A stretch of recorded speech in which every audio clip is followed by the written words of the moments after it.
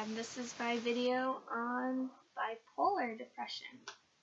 So some of you already know that I have depression, and anxiety and PTSD, as I have talked about it before.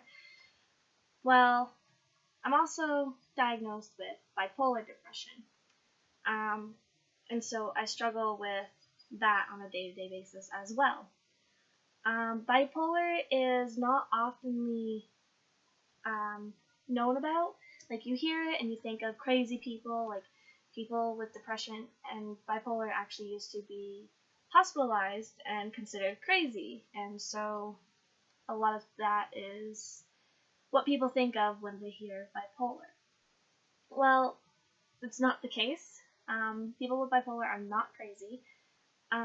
They just have a harder time dealing with their own emotions. Bipolar typically is when you have very,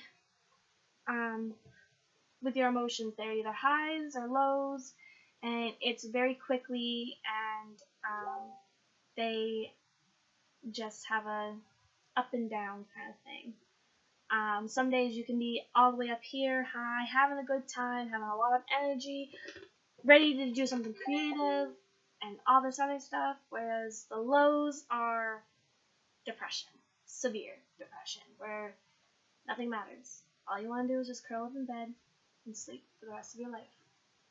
And sometimes that's what you do.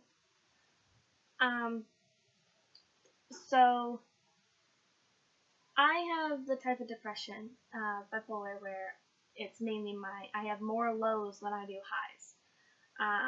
I suffer with more times that I am depressed and want to just hide away from the world, and I struggle with thinking that I'm no good, normal depression, kind of normal depression stuff that someone with depression deals with on a day-to-day basis, but it's more for longer period of times, and a lot harder to get out of sometimes. There's no motivation to do anything. I just want to curl up in bed and sleep. And even when I do get up out of bed and go to work or go to school, it's a chore. It's depression. Ultimately, that's what it is. Sometimes I do have high days where I'm in a really good mood. I have energy.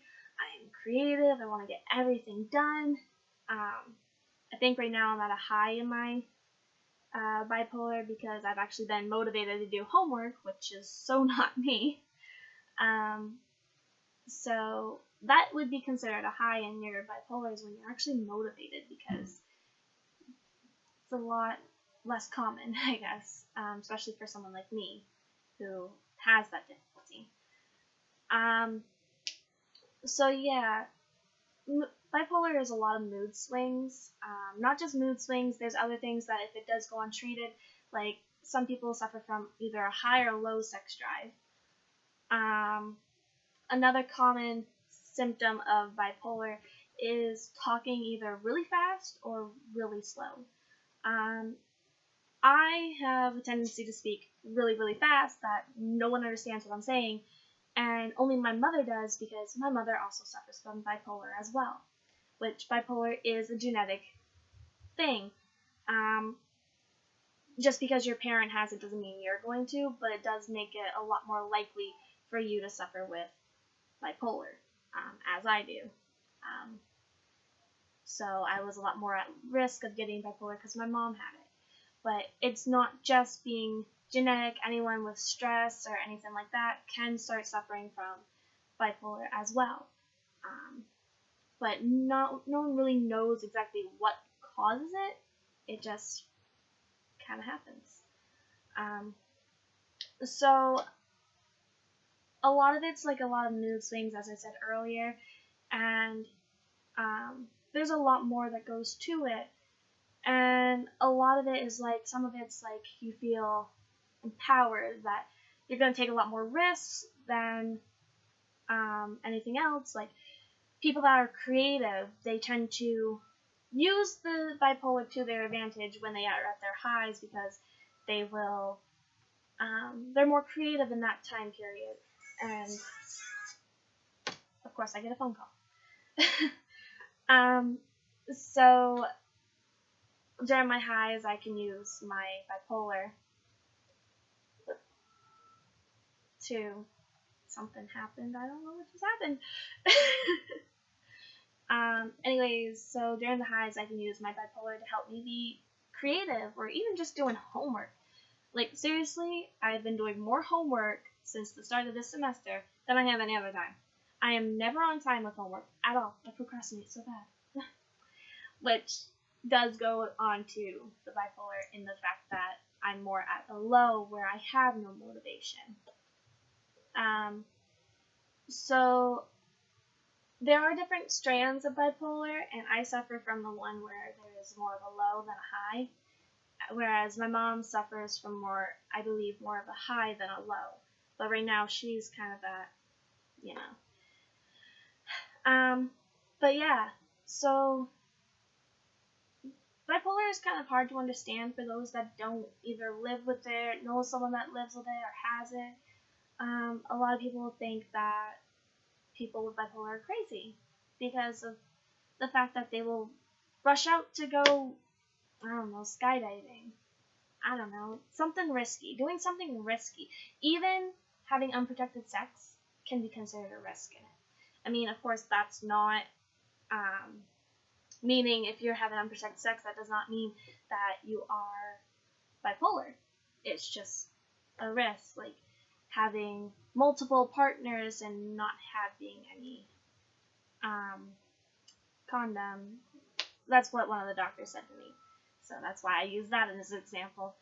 There are different ways to treat bipolar, but one that they found works very well is using, surprisingly enough, anti-seizure medication, which I am on. So for some reason that helps with the moods. I don't know the whole deal with that, but I do take, an anti-seizure medication to help control, stabilize my moods. One thing I do want to point out is when I was being diagnosed, they wanted to put me on an antidepressant. Well, people with bipolar really shouldn't be taking antidepressants because they only treat the depressant part of your bipolar. And so that's how they help diagnose someone with it, because it brings out the manic bipolar part, and because it takes away the depression, but it heightens everything else. And that happened to me. I went on an antidepressant and I didn't feel depressed, but I had heightened sex drive and I was a lot more risky. I did a lot more riskier things. I did a lot and my mood swings were constant and it didn't really stabilize my moods and it really did not help me. But that was because it only took care of the depression, not the bipolar. So that's how I got diagnosed with bipolar, is they put me on a depressant and bipolar came out. So yeah, that's a lot to deal with. It's not easy to live your life with bipolar. People hear that you have bipolar and they think, oh, they're crazy. Well, my friends will try and say that, yes, I am crazy. But not in the sense that people think that people with bipolar need to be locked away in an insane asylum like they used to. But yeah, it is difficult to live with it. It's not fun. It really does hinder parts of my life where I just don't want to do anything. I get really depressed and I don't want to even get out of my bed. Sometimes it's so difficult to even wake up and stay awake. Like, it drains you. And even when you're at your highs, sometimes that is physically draining too, because you're using so much energy. And then you finally go from being up here all the way down here and have no energy and you just want to lay in bed. But yeah, so thank you.